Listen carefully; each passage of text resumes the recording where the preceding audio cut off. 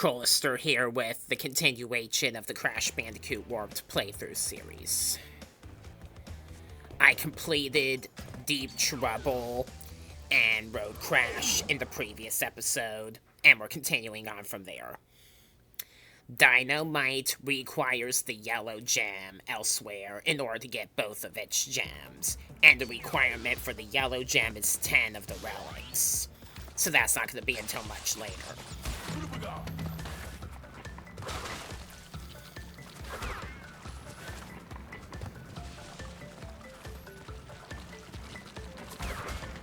You wait for the mimicking fish to stop spinning before you attack them.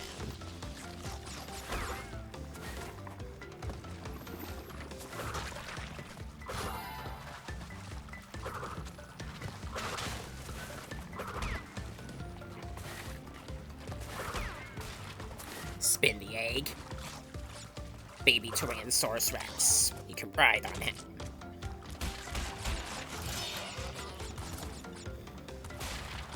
You can just walk right through the crates to break them.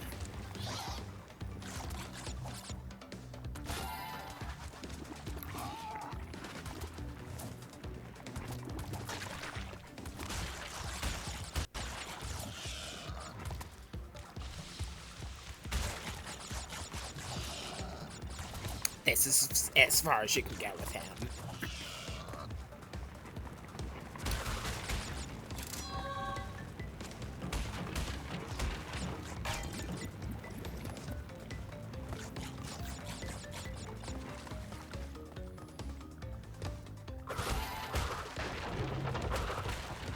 There are currents in the stream as you run from this Triceratops. Running along with them helps you move faster.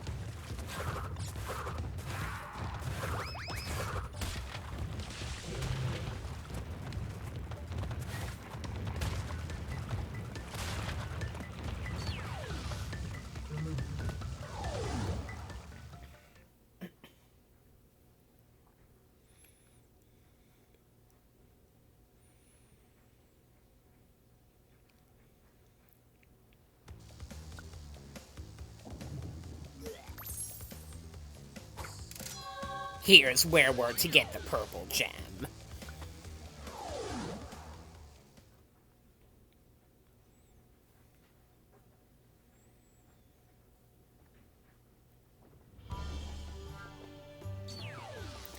We got some assistance with Molotov cocktails on various parts of this level. Watch out for those.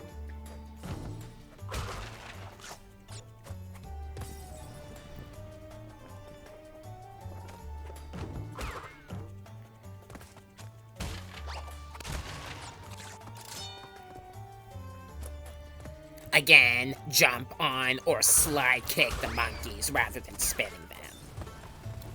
The charred sections of the wood walkways are where the Molotov cocktails are thrown.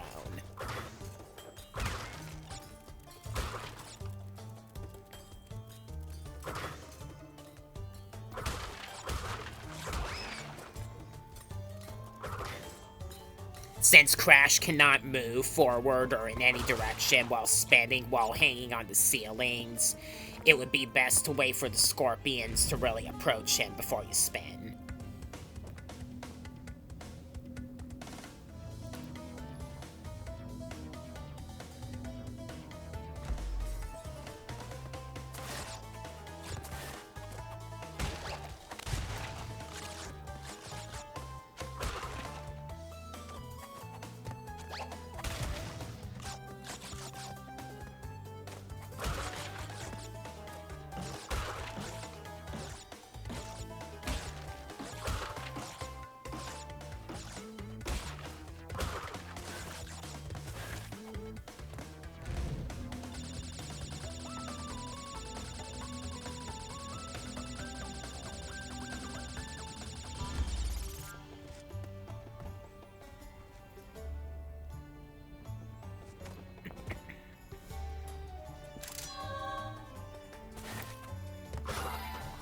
Remember that the Death Route platform will only appear if you play up to it without losing any lives.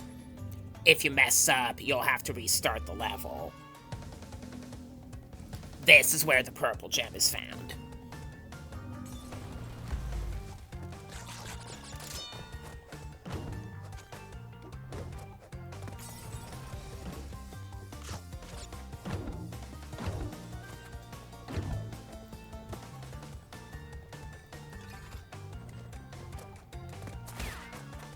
Being a little hasty here.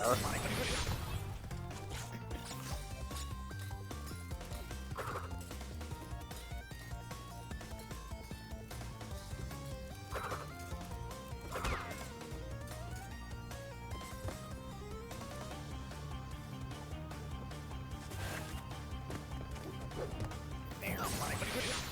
We're gonna purposely lose the stock here, so that we can continue from the checkpoint and still get the box's gem as well.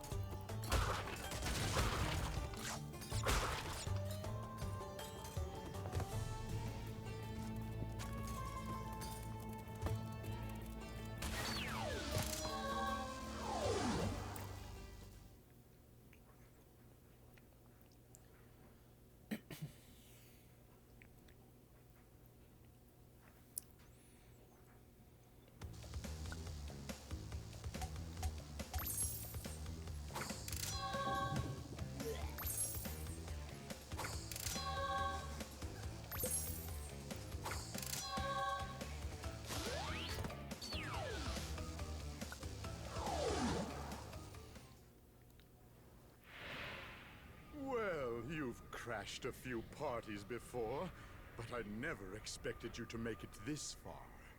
If you don't turn back, I will inflict 1,000 years of suffering on you and the entire universe! Double header, the final of the medieval levels. Did you know that in the Japanese version of Crash Bandicoot Warped, the double-headed giants have only one head? That was undoubtedly done due to cultural differences. Another censoring alteration specifically in the Japanese version of the games was Crash's death animation, where he gets flattened with a pillar in the snow cave levels in Cortex Strikes Back, for example, where he's deformed as his head, just on top of his shoes, and walks around. They changed that in the Japanese version and made him be flat as paper in addition to that to keep him from looking like a dismembered body that was notorious among a style of Japanese serial killers. Japanese to international localization isn't the only case where stuff has to be censored for cultural differences.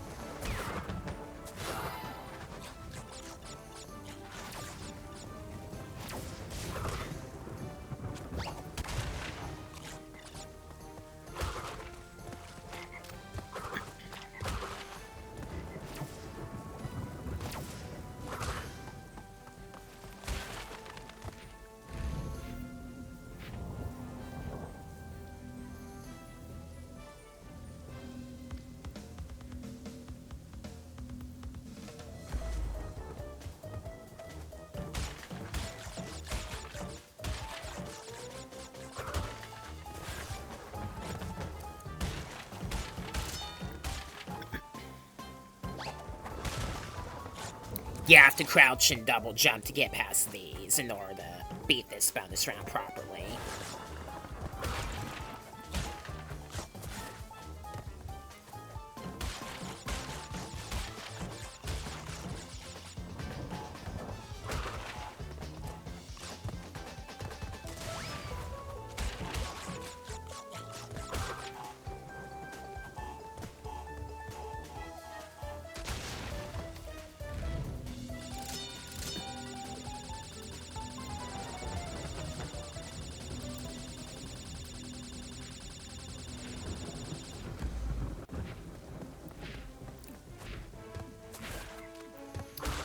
Also note that while you cannot spin or slide the giants, you can jump on top of them and knock them down. Then you can bounce on their belly like a trampoline.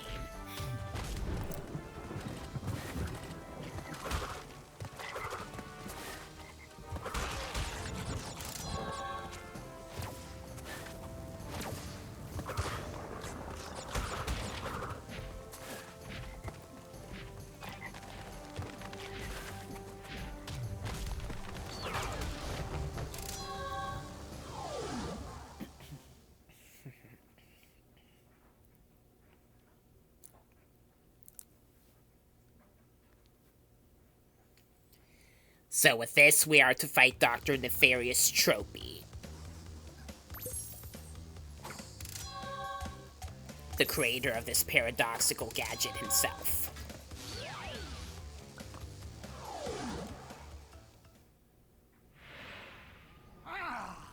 You little vermin are way too stupid to understand what you're getting yourselves into. This time, you've done it! His amazing powers come at a price.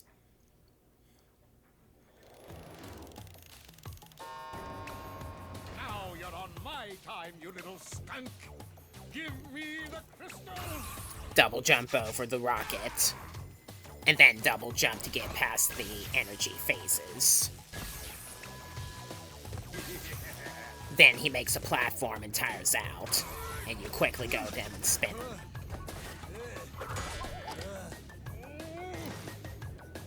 Each phase adds one more attack and gets more aggressive. You crouch under the blue ones. I had a double jump fail. You know, in the original game, the fireballs are all red, while in this game, the ones you crouch under are actually blue. I wonder if they did that to reference, Crash Bandicoot N Tranced on the GBA, where N Tropy was actually the final boss, and you jump over the red shots and crouch under the blue ones. Homage to that game, maybe? Vicarious Visions actually worked on the Game Boy Advance Crash games as well, so it's possible.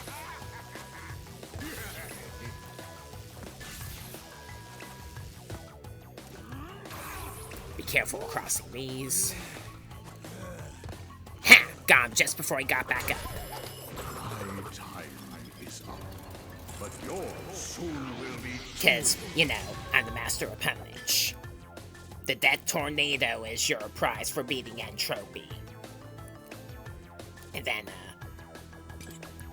after you beat him, you're given this intermission, which is important to the entire Crash Bandicoot series plot as a whole.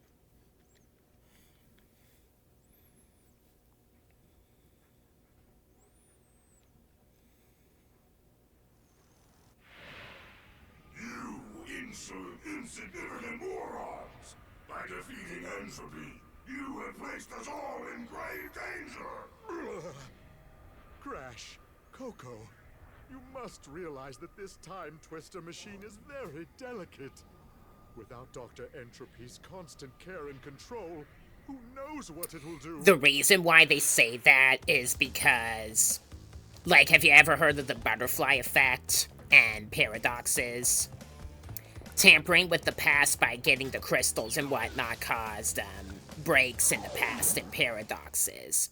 And then Tropy, the creator of the machine, would have to go back into the past to fix all those breaks. After he was defeated and was no longer there to manage the past changes, they became permanent, and that ultimately resulted in the machine collapsing at the very end of the game. It's also the origin of why a lot of Crash fans like me claim the entire franchise, including the later games by Universal that some people claim to be not canon, to be a multiverse. Crash and Coco accidentally created that in the events of this game.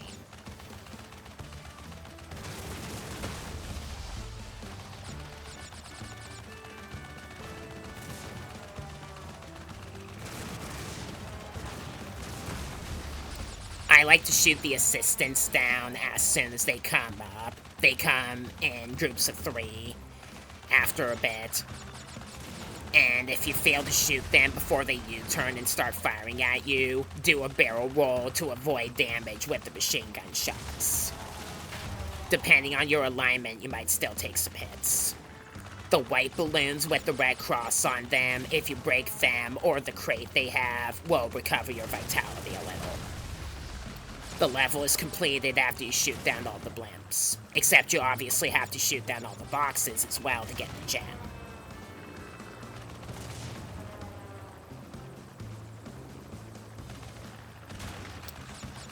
Taking a look at my status here, I am not yet done.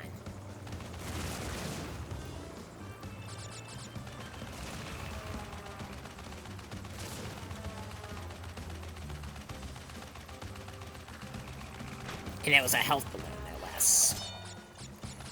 Alright, now I'm gonna go back here to get the relic.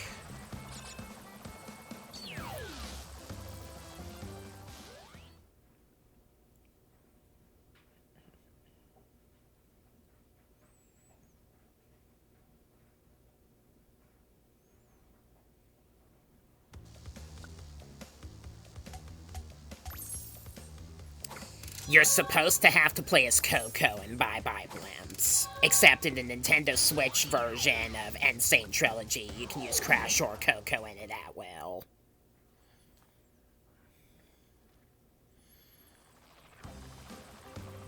They both have a different design for their plane. Please note that if you shoot the blimps even a little bit before grabbing the stopwatch will disappear. They do that to prevent you from cheating, basically. There are also no yellow crates in these levels at all, so you have to shoot down the blimps in this one literally as quickly as you can.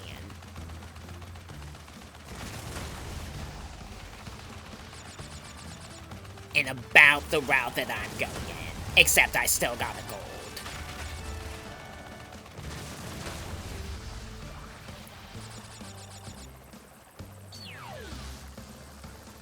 Like it goes.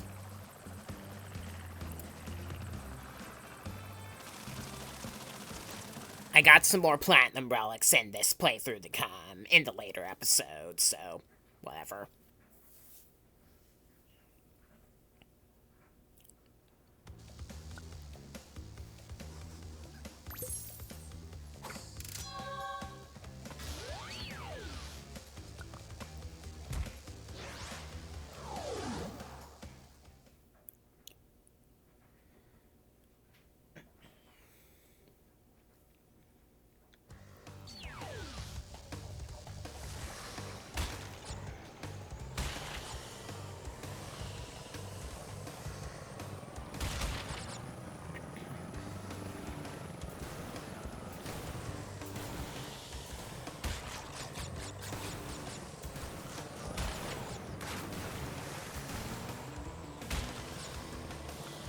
Slow down a bit before breaking the box with the seagull on it, or you'll lose a stock.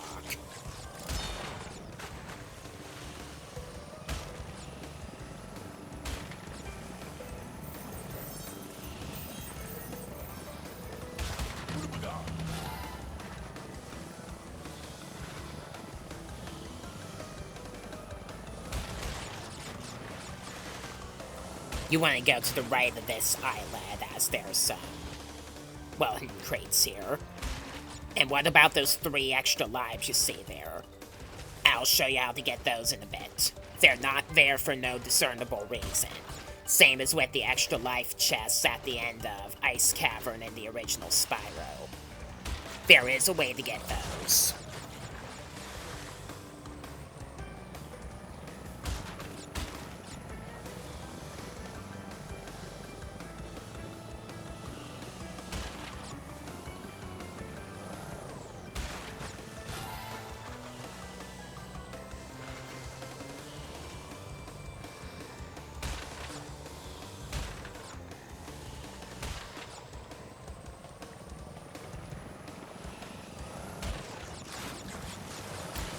hold forward while taking off on a ramp to dive underwater and get that one up.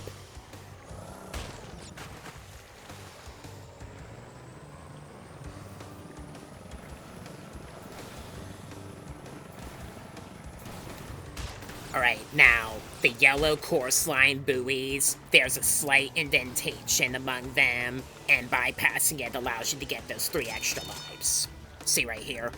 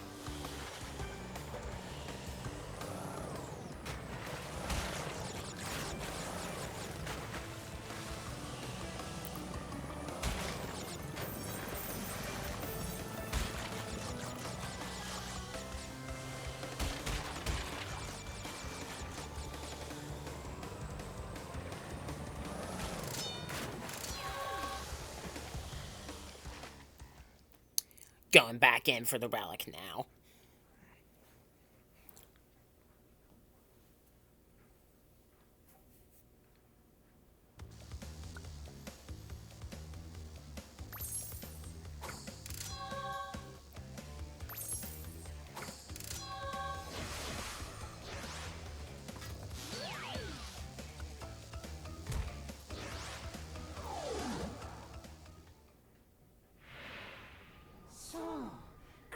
Bandicoot, we meet again. Ooka Ooka and Dr. Cortex want me to teach you a lesson. Well, I made a few modifications to my mechanics since our last encounter. So back off or be deleted. In the original PlayStation game, Engine talks to you with his cutscene after the 3rd crystal in this warp room. In Sane Trilogy, he talks to you after the 2nd crystal. Oddly enough.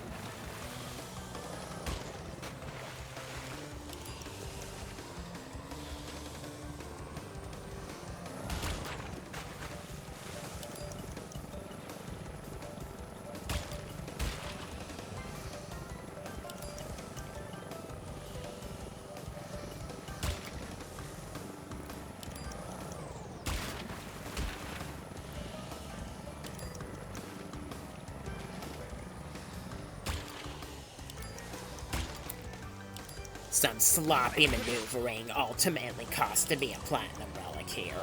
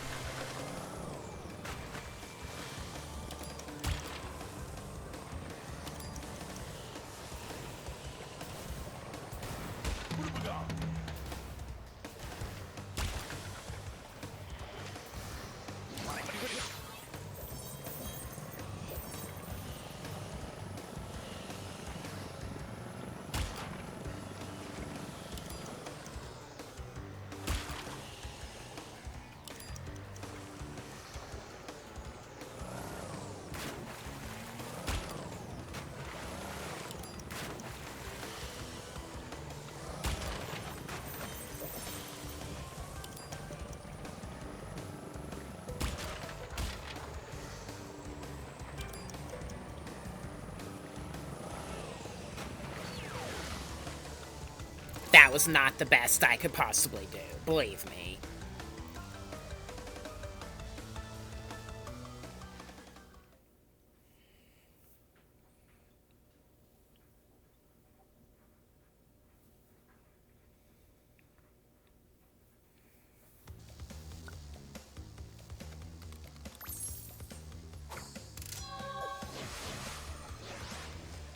Tomb Raider.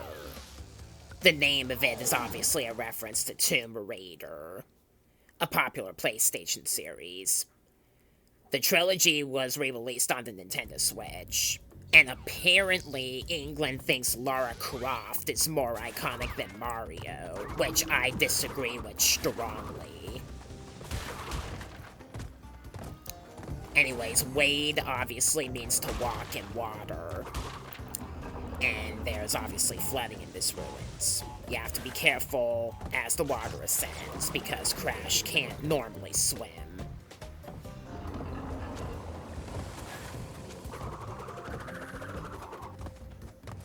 They do that just to make the game harder, you understand. This is where we are to get the blue gem. That switch box is a trap, avoid it.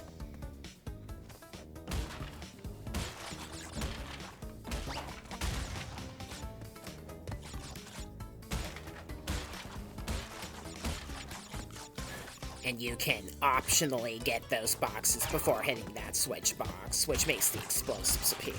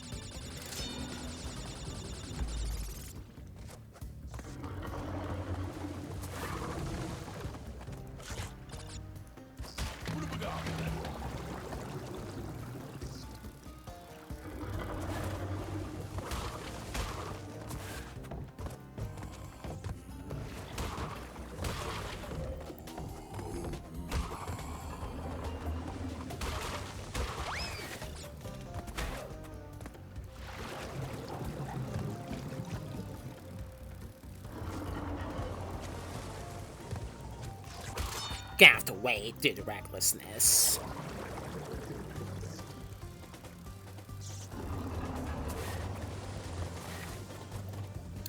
There's a death route platform here, and this is where we're gonna get the blue gem in question.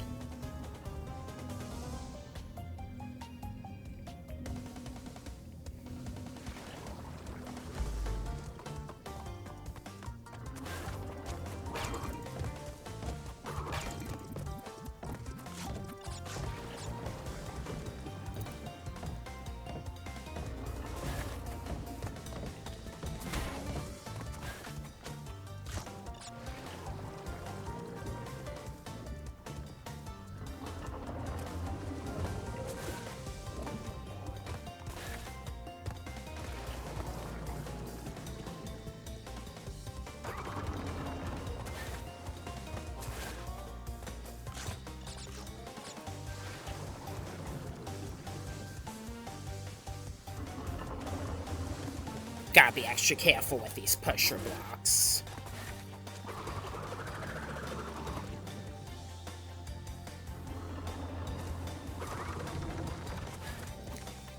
And there's the blue gem right there.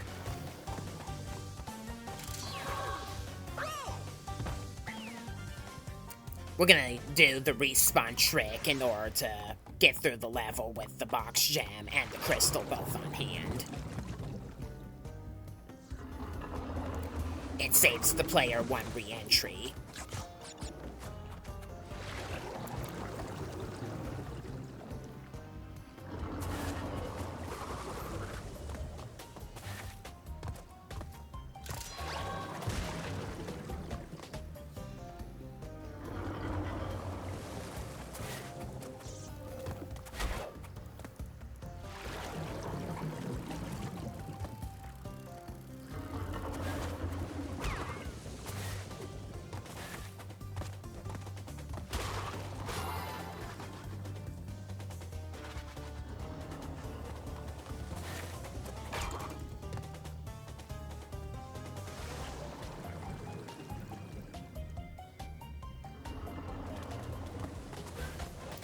Alright, I was able to maneuver past the shield assistant somehow.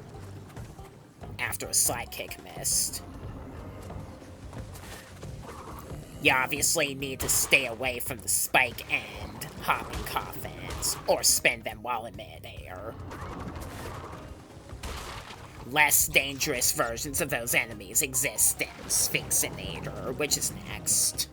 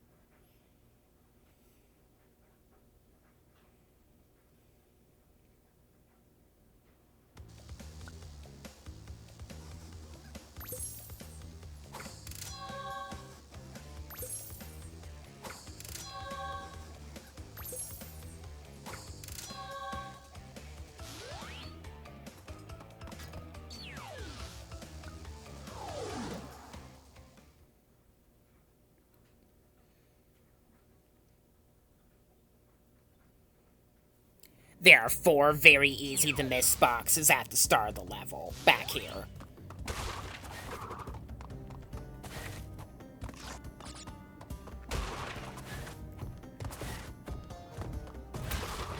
If you spin out the jumping coffins once, they'll reveal a mummy assistant, and then you'll have to be careful and attack them again at that very moment.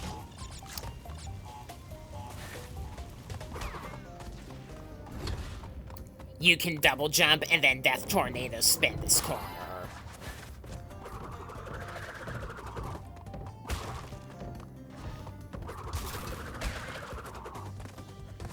Be careful of the spotlights where the darts are.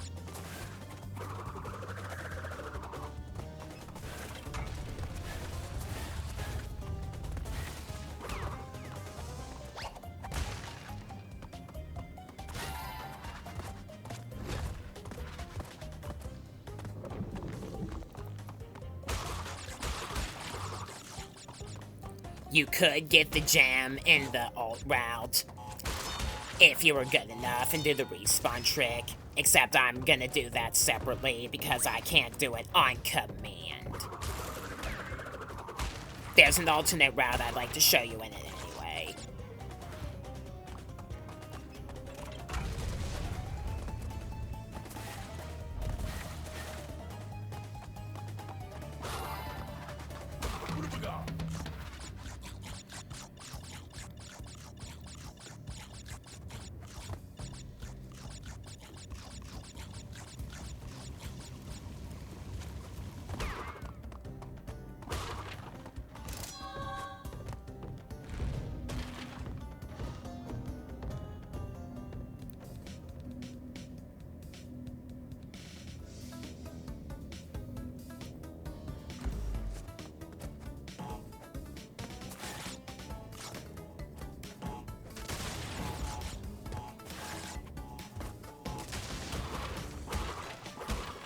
You have to avoid those if you want the 1-up. And remember that the body slam is 100% the only way to destroy lockboxes.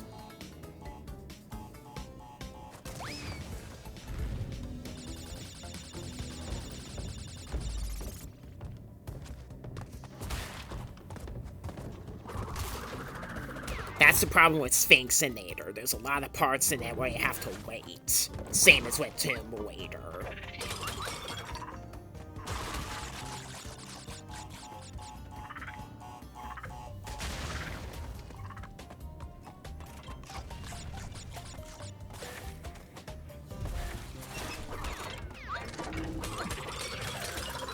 The antiquing monkeys in the pots can also be a problem if you're not careful around them.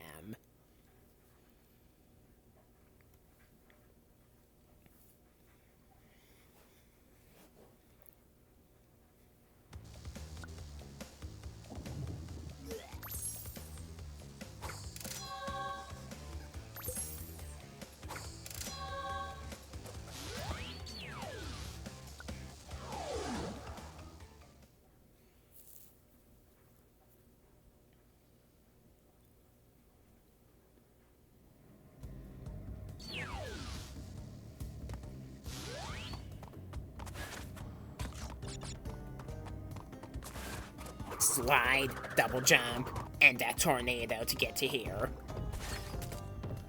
This route is completely optional. You shouldn't go it if you're going for the boxes. If you take it though, there are some extra lives.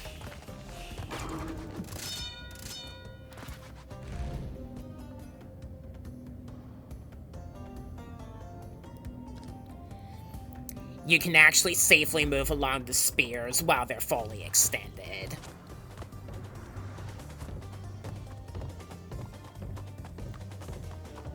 They only hurt you if you're over top them while they're popping up.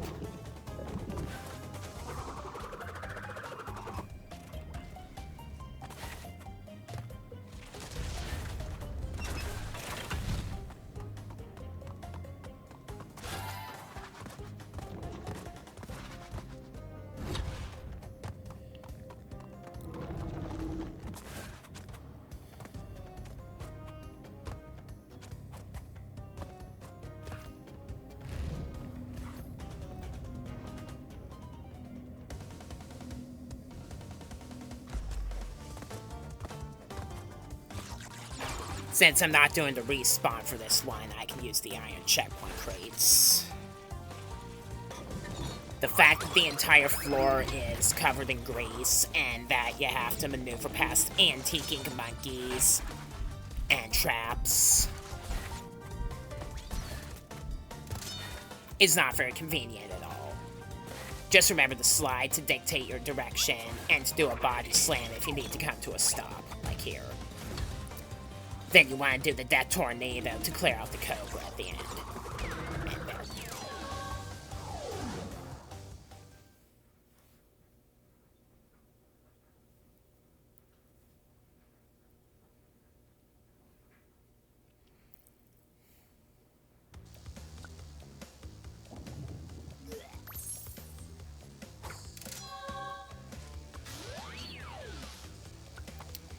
We can't.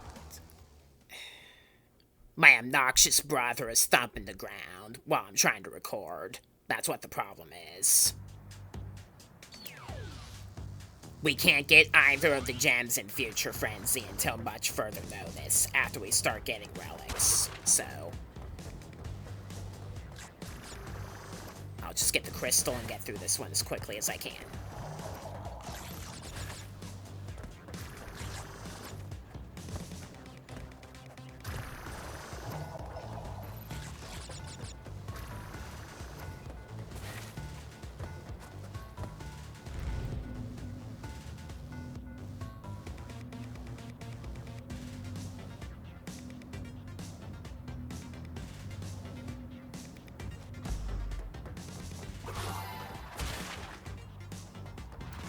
You have to jump on top of the UFO assistants because the edges of them are heated.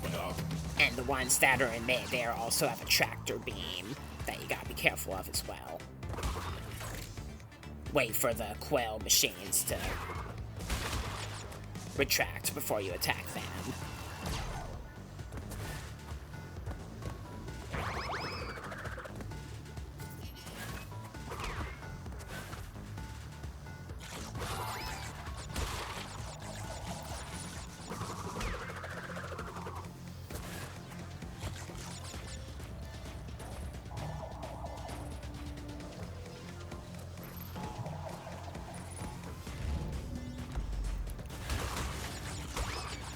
These disc platforms can also be a little unnerving.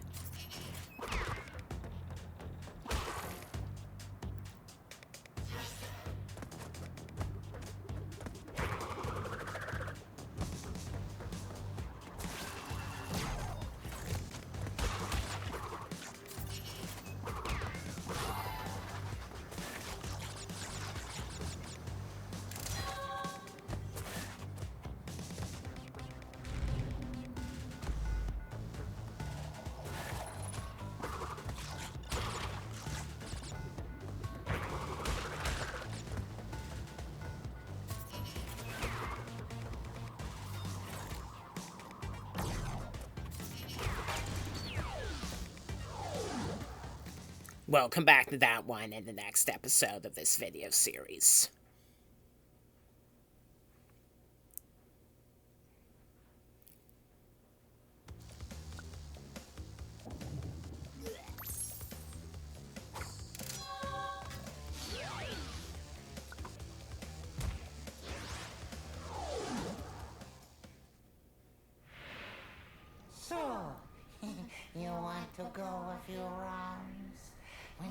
is over, we'll see who is obsolete.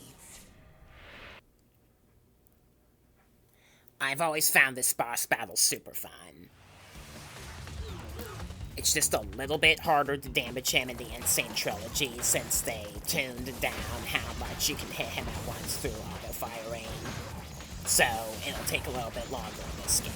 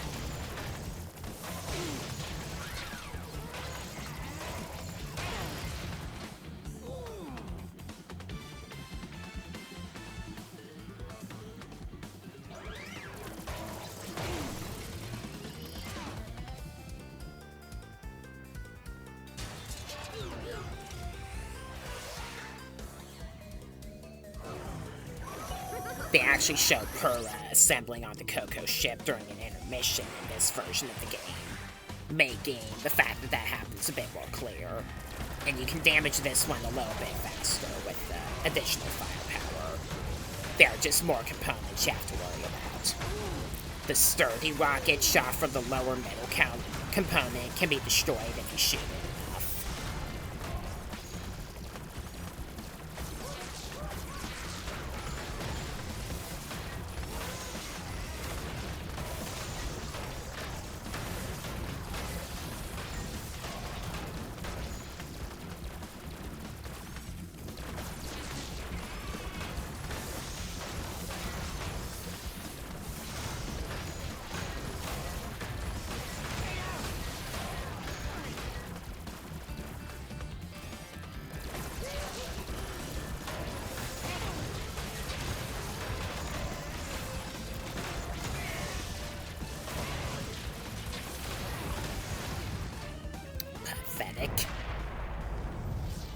The Fruit Bazooka is your reward for defeating Engine, which is a pretty useful power-up you can use.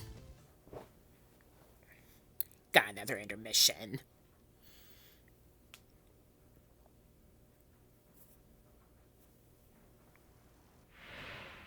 It's funny how history repeats itself. Yet again, Engine has failed to defeat you. What? For this we must destroy you! Oh, my aching head. I'm not feeling myself these days. So the end is in sight. Gather another 5 crystals, and again you will have foiled my plan. Or will you? Oh, I'm sure I will. I'm plenty sure I will. Before we enter the 5th warp room, this platform appears in the middle of the room after you get 5 relics, and you can do the ski Crazed, which is what I'm gonna do now. I'm 1 relic away from having enough to unlock the alternate route for Hingham High to get the yellow gem. So, let's do this first. Massive stopwatch fail at the start.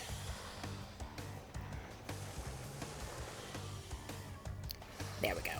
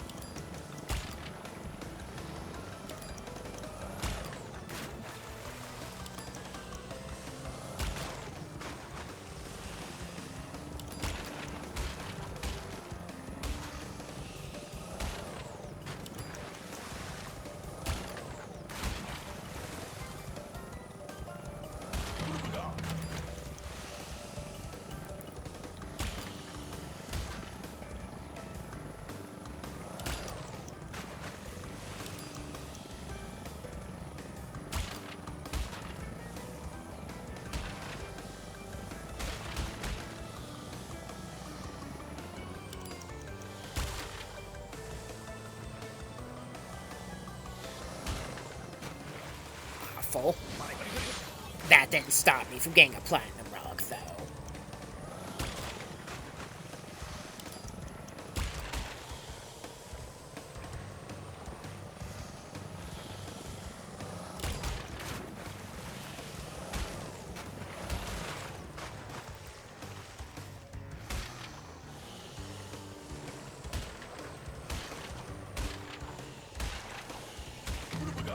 Remember that for the jet ski levels, decelerating, letting go of the throttle, helps you turn tighter. It's also how you brake, basically on watercraft, since watercraft doesn't actually have actual brakes.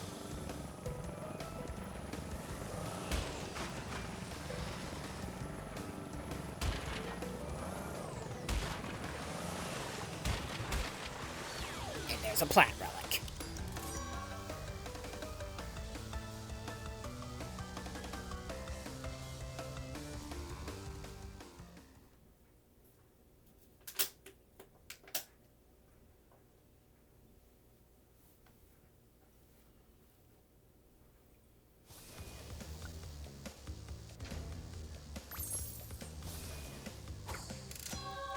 Now I'm gonna go right back in and get the gem.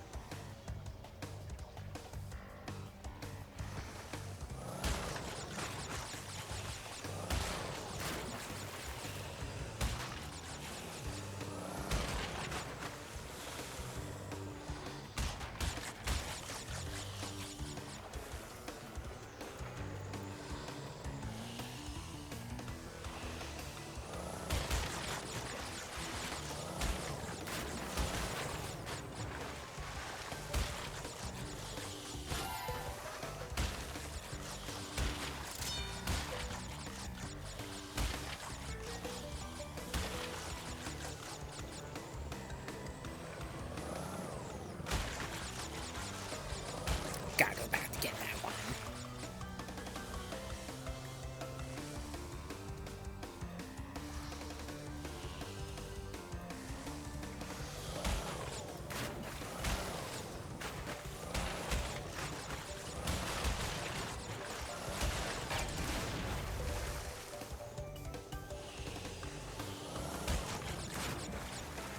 Gotta be extra careful with crates in between these bombs.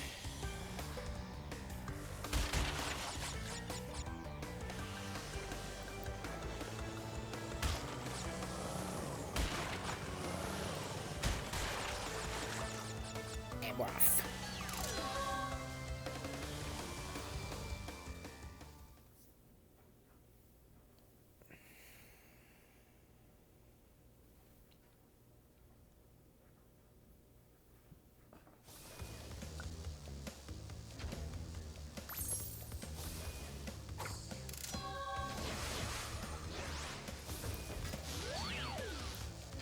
had to cut out some sloppiness at the start of this, so,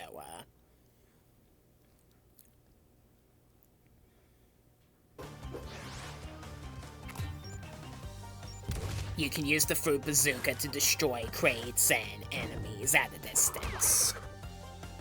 There is a little bit of a bug in Sane Trilogy, where after dismounting the fruit bazooka, Crash will automatically face to the right. That usually happens.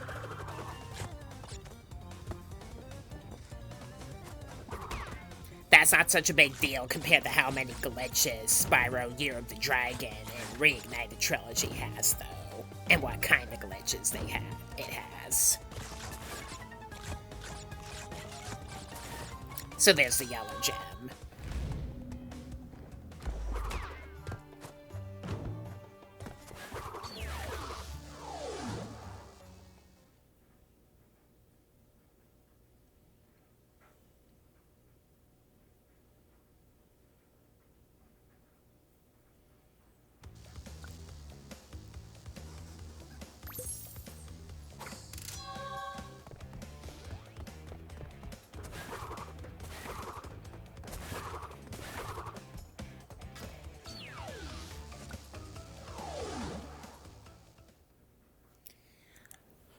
Like Road Crash, Orange Asphalt is not easy, so...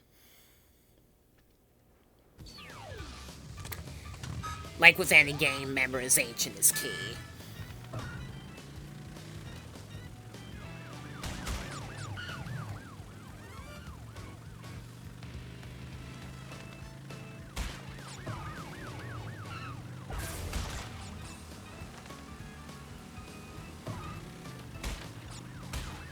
The patrol cars move back and forth on this one, and if you drive right into them, they'll bring you to a complete stop, so avoid them at all costs.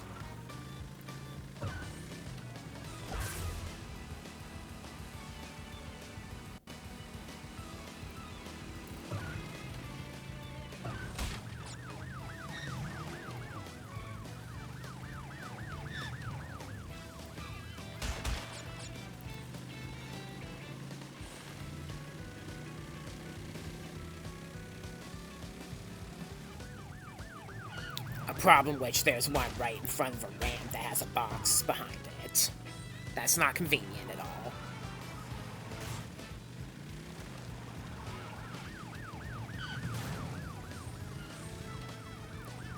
Dang it, leave me alone.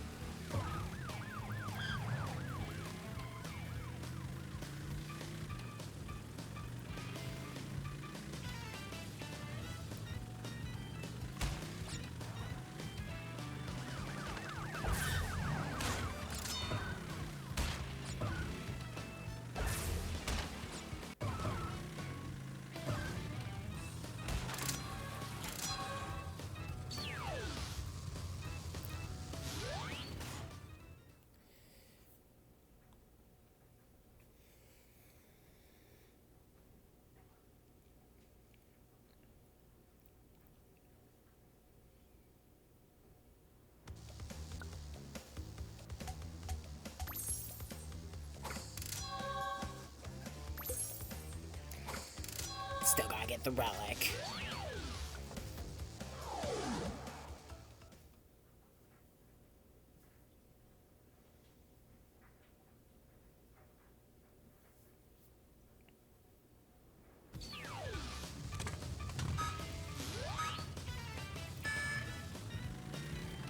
I was being reckless at the start for some reason.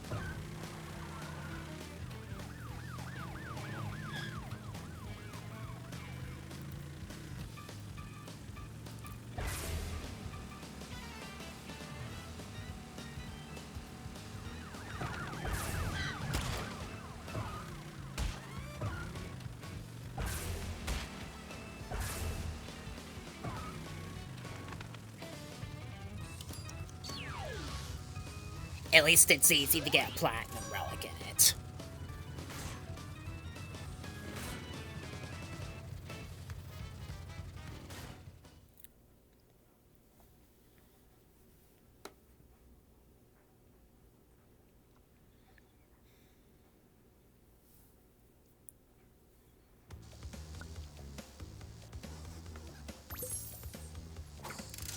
Now we'll do Mad Bombers.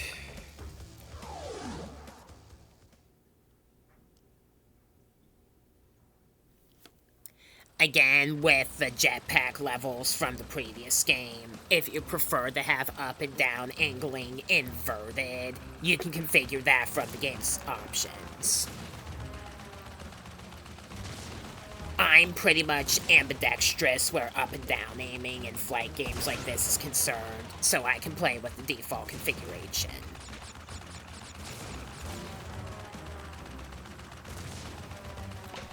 So there are 5 large planes flying around, and you have to destroy them by blowing off both of their turbines.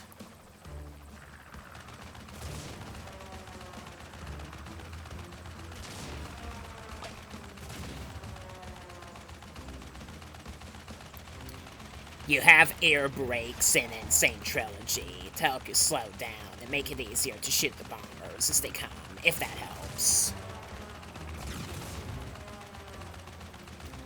The flames that the turbines emit once they're destroyed are more detailed in the PlayStation and Microsoft versions of the game.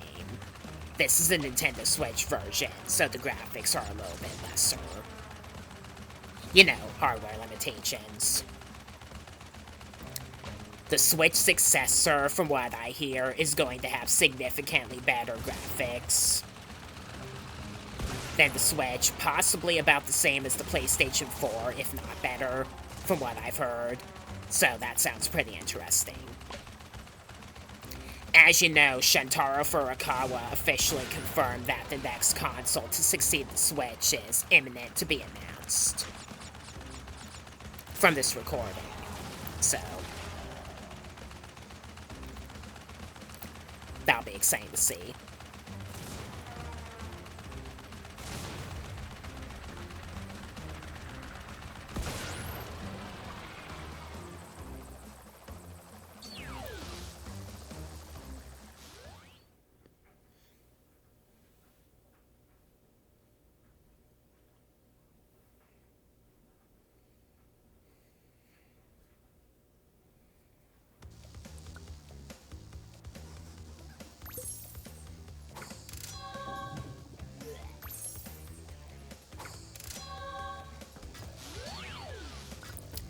Mad Bombers is also another contender for being one of the hardest platinum relics in the game.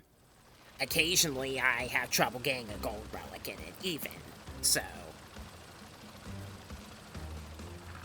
it's alright to shoot the assistants as they come, just not the actual bombers. I'd say to start by just flying into the stopwatch instead of shooting it, and then just follow the yellow arrow.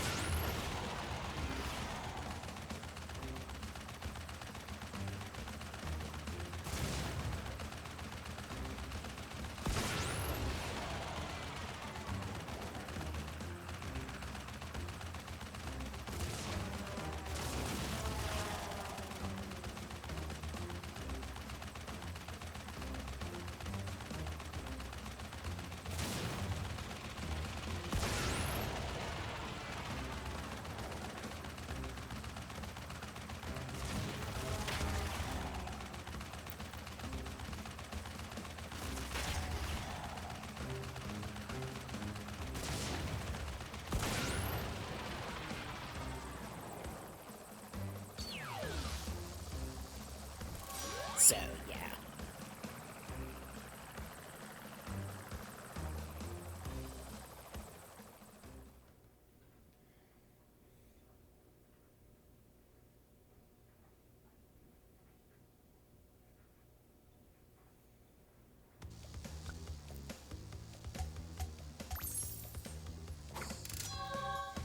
We're gonna do Flaming Passion next. It's where we get the 5th and final of the color gems, which is the green gem.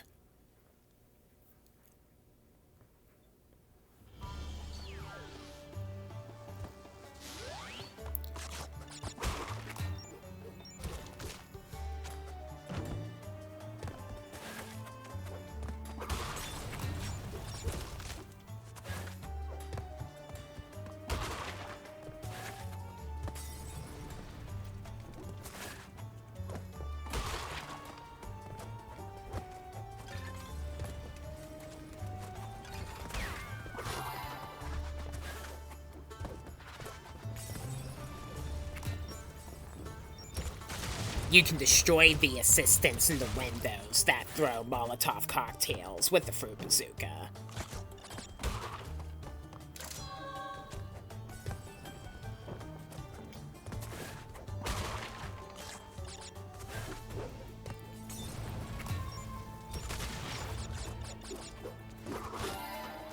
We got a sword assistant here, so you have to be careful on your way up. Then we got more Molotov here.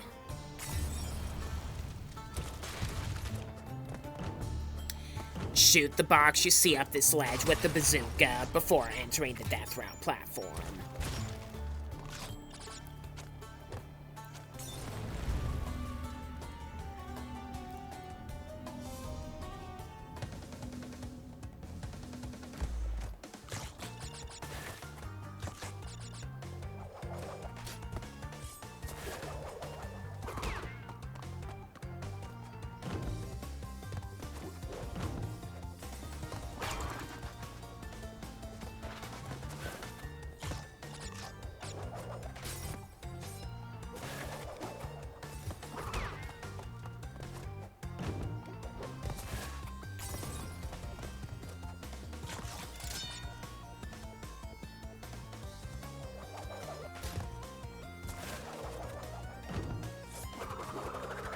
And then this one has a platform that takes you back.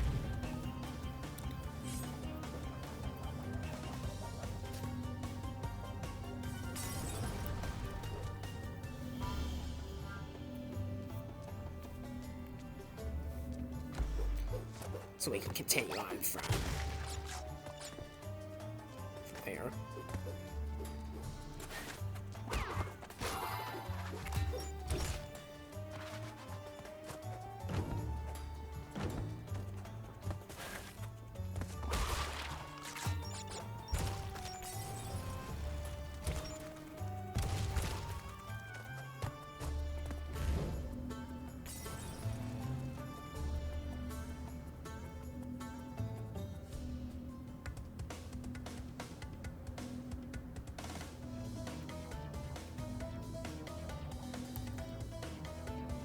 You might want to use the fruit bazooka to clear away the nitro boxes.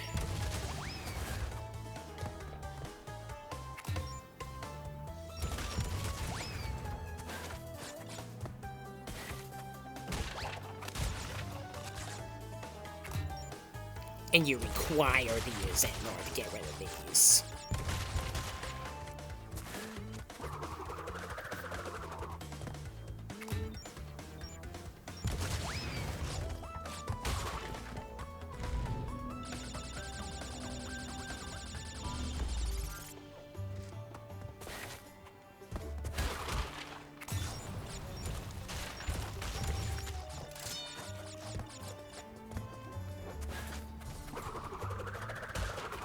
There we go.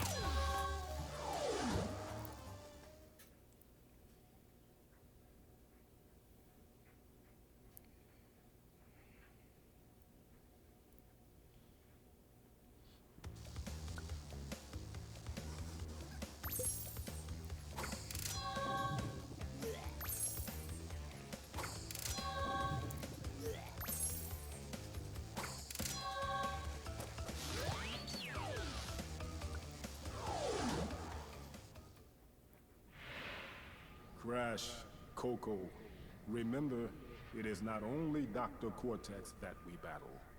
Beware of Uka Uka, my children. He is a far more dangerous enemy than anyone can imagine.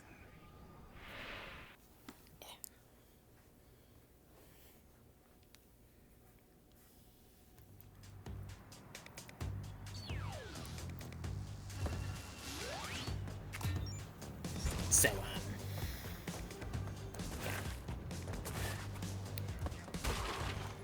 if you look into the lore, Aku Aku and Uka Uka were tribesmen at one point, several eons ago.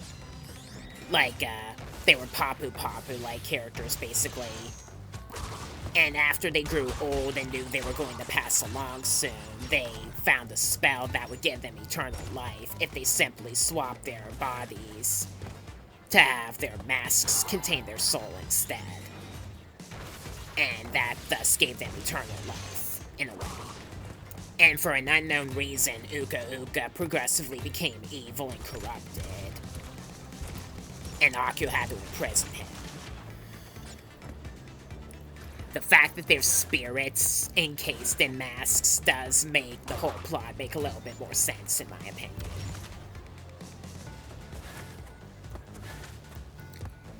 After hitting that switch box, you gotta go backwards and get the 4 that were outlined earlier.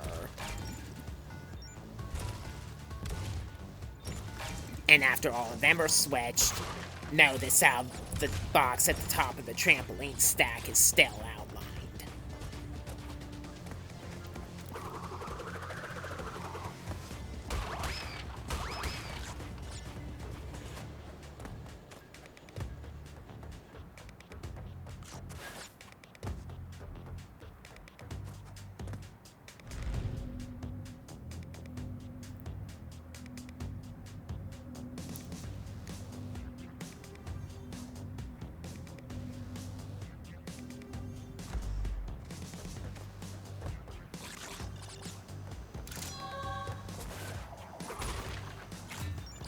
You can use the Fruit Bazooka to take care of the force field droids easier.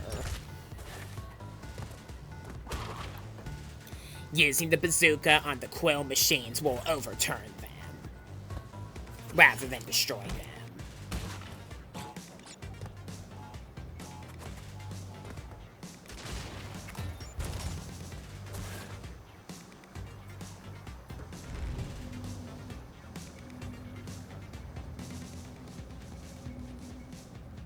You need to use the Fruit Bazooka to beat this one.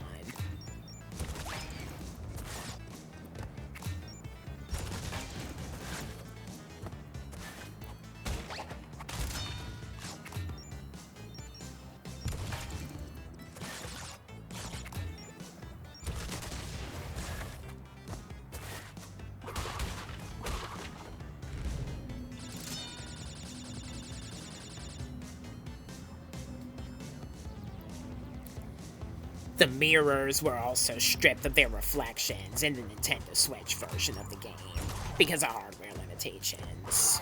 So, have that as well.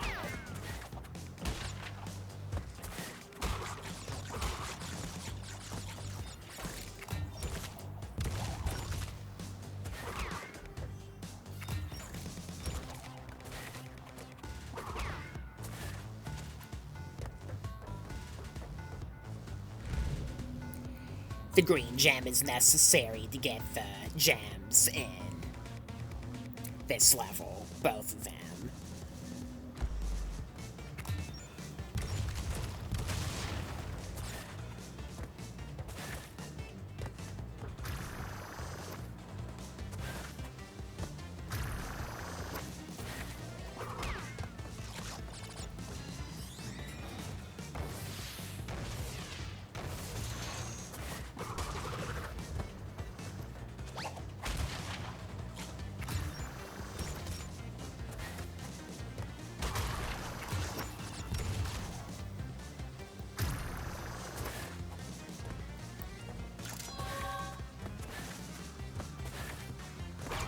That switch box you see is the answer to the missing outline boxes that we saw earlier. This one at the top of the trampoline stack here.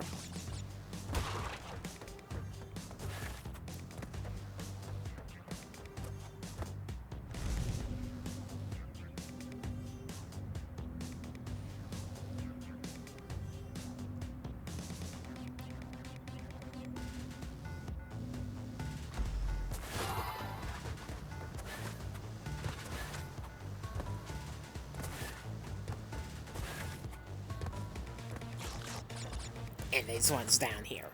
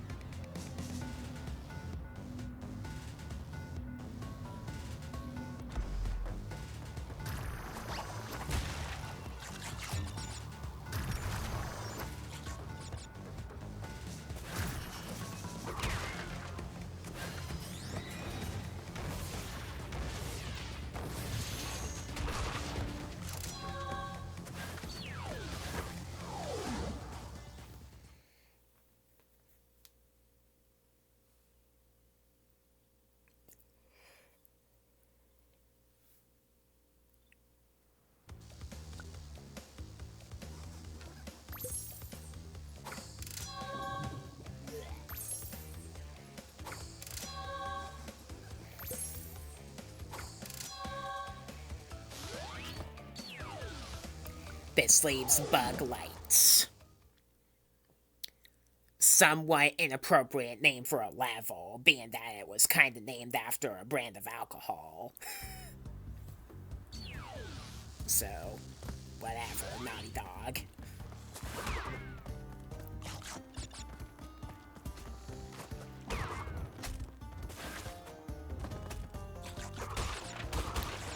They have a level with an even more vulgar name in Crash Bandicoot The Huge Adventure, or XS in Europe, on the Game Boy Advance. I'm not gonna say it here.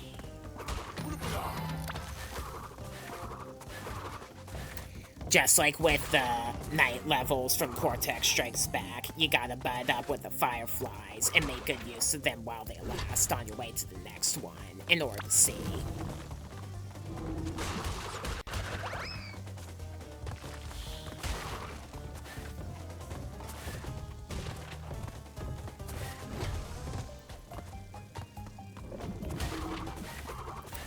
There's an alternate route here that requires all 5 color gems.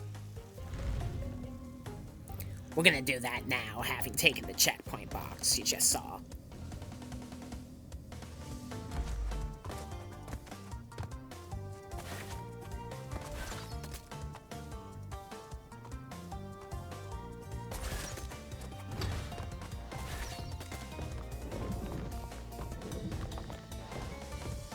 Massive dark dodge fail.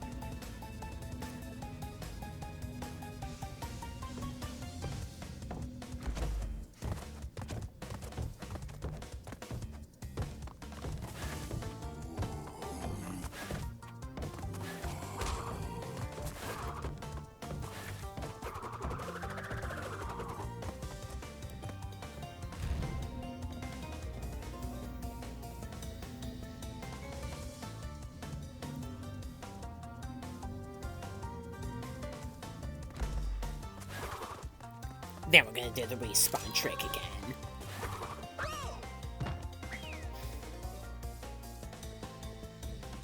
They have 3 Aku crates intentionally stacked there, so you can have an invincibility rush. How nice.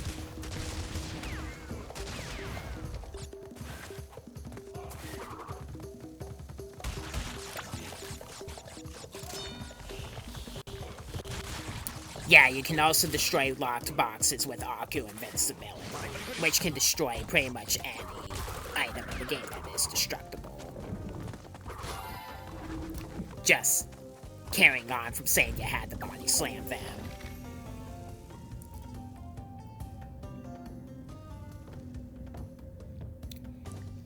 In this bonus round, you have to make very careful use of the fireflies.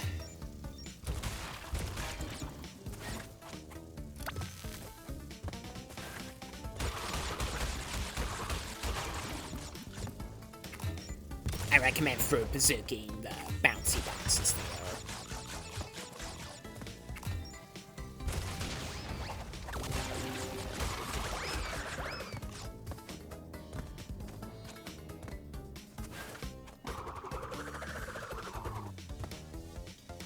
Right, we're all good.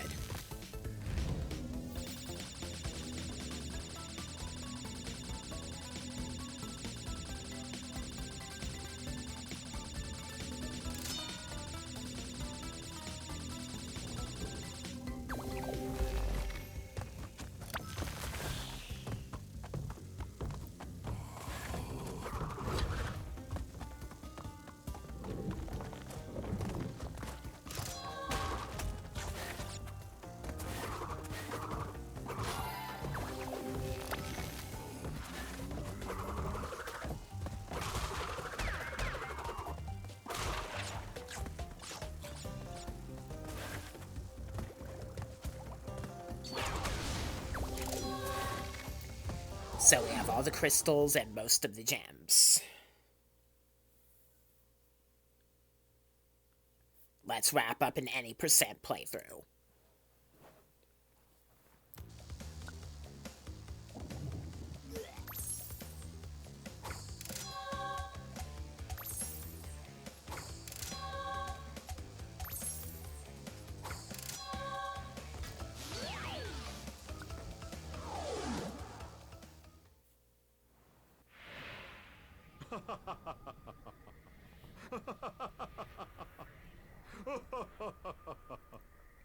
I'm sorry.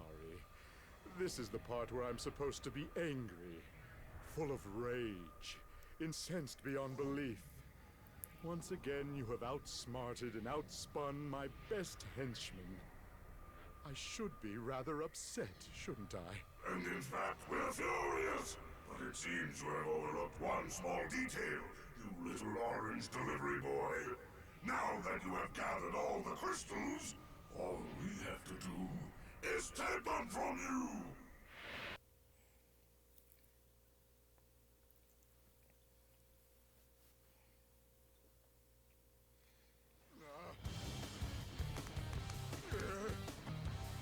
Crash Bandicoot, for the last time, give the crystals to me. There is no Aku protection in the battle against Cortex, because you can see Aku is clearly fighting Uka in the battle. In the first phase, they encircle the arena with a head-to-head eye beam. Both beams can kill you, so jump as soon as they come your way. They move anti-clockwise. Then after Cortex throws his mines, after 3 shots, his force field disables. Spin him and quickly knock him down the vent in the hole. The vent hole in the middle.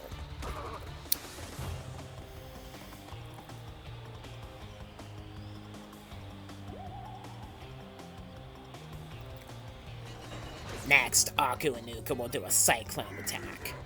The cyclone attack will move around the arena in an infinity shape motion, rather than chase you.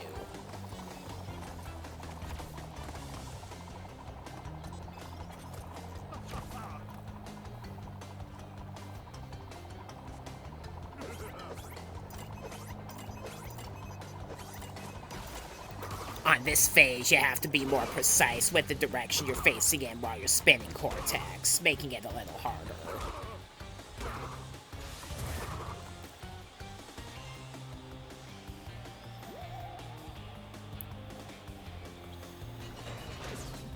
Then the mass will come to where you're at and do a shockwave blast. Manipulate where they go and then get out of their way, like this.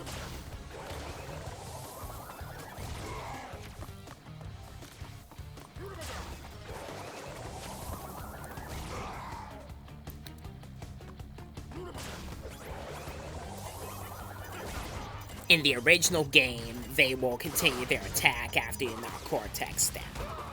And in Sane Trilogy, if they're attacking while you knock him down, the attack will be cancelled. This makes this fight a little bit easier in Sane Trilogy. Then we got the speed shoes and this intermission. Defeated again. This is not fair. Maybe I should retire to a nice big beach with a nice big drink and a woman with nice big bags of ice for my head. It's not over, Bandicoot. There are still the gems. We still have a chance to triumph. Not for long, people. Not for long. So, that wraps up an any percent playthrough of Crash Bandicoot Warped. In the next video to come from here, I will be turning that into a 100%, where, now that I have the speed shoes, I can viably get the relics for the main levels in the game, so I can ensure that I get gold and platinum ones, which is important, as well as some gems that I still have to get as well.